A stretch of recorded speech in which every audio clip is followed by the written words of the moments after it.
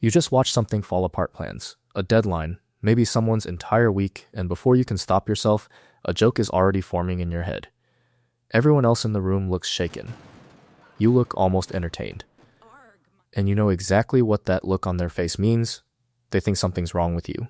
But what if the thing they're calling broken is actually the most reliable defense system a human brain has ever built?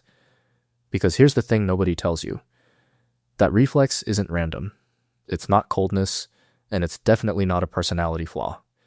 It's a pattern that shows up again and again in people who grew up in a very specific kind of chaos, and once you see how it was built, you'll never look at your own inappropriate laugh the same way again.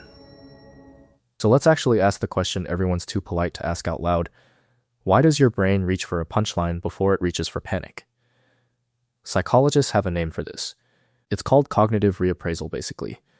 Your brain grabbing a scary or overwhelming situation and mentally flipping it into something you can handle, usually by finding the absurd angle first. It's not denial. You're not pretending the bad thing isn't happening. You're just refusing to let it hit you at full force.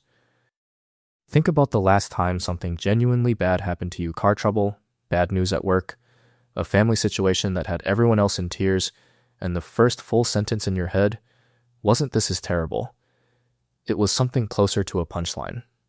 That's not you failing to feel it. That's your brain doing triage.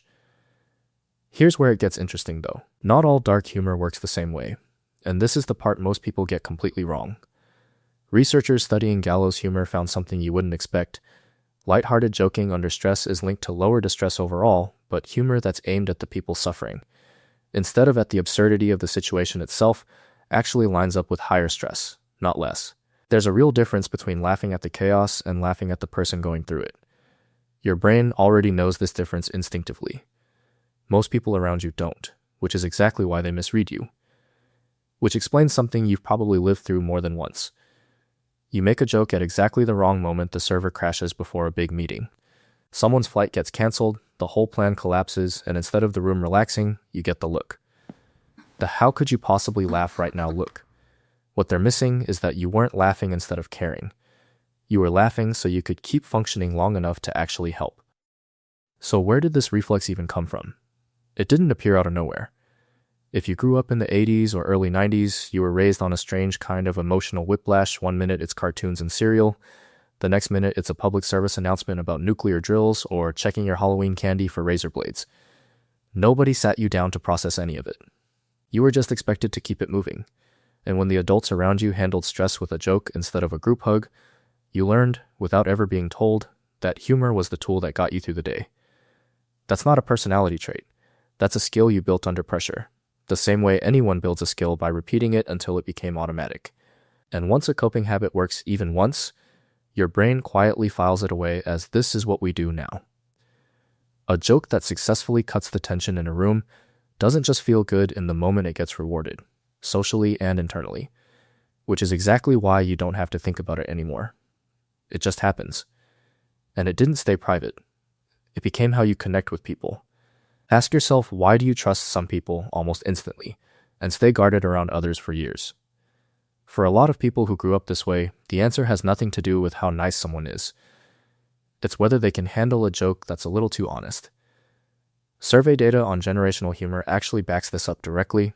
People from this era consistently gravitate toward humor that's blunt, straightforward, and not trying too hard to be careful, not because they don't care about anything, but because bluntness feels safer to them than performance does. If someone can take a dark joke without flinching, that tells you they can probably take the truth too. That's the real test happening underneath the joke. There's another layer to this that rarely gets talked about. When everything around you feels unpredictable, the news, the economy, a group chat that won't stop arguing a joke gives you something a panic spiral never does. A sense of control. You can't stop the chaos, but you can name it, reframe it, and hand it back to the room smaller than it was. That instinct to shrink an overwhelming moment down to something manageable isn't avoidance. It's one of the fastest tools your brain has for staying steady when nothing else is. Now here's where the story usually gets misunderstood. A lot of people assume dark humor automatically means someone is emotionally cold or doesn't feel things as deeply as everyone else. The actual research doesn't support that at all. Being self-deprecating, observational, or blunt isn't the same as being uncaring in most cases. It's the opposite. It's someone who feels the full weight of a situation and has simply found a faster way to carry it without collapsing under it in front of everyone. Here's the part that flips the whole story though, and it matters. This same instinct that makes you resilient can also become a warning sign, but only under one specific condition. The moment the humor stops being about the chaos and starts being pointed at someone who's actually hurting, it stops protecting you and starts costing you. That's the real line between laughing so I don't break and something colder. Most people who use dark humor as a coping tool never cross it. But it's worth knowing exactly where it is, because that's the difference the people judging you usually can't see. So the next time you catch yourself smirking at the exact moment everyone else expects tears, don't apologize for it. You're not missing the emotion. You're just processing it at a speed most people around you haven't trained themselves to handle. The joke isn't proof that nothing touched you, it's proof that something did, and you found a way to keep standing anyway. Maybe the real question was never why do you laugh at chaos? Maybe it's this. What would happen if you finally let yourself believe that laughing was never the broken response? It was the trained one, and it's been working this whole time.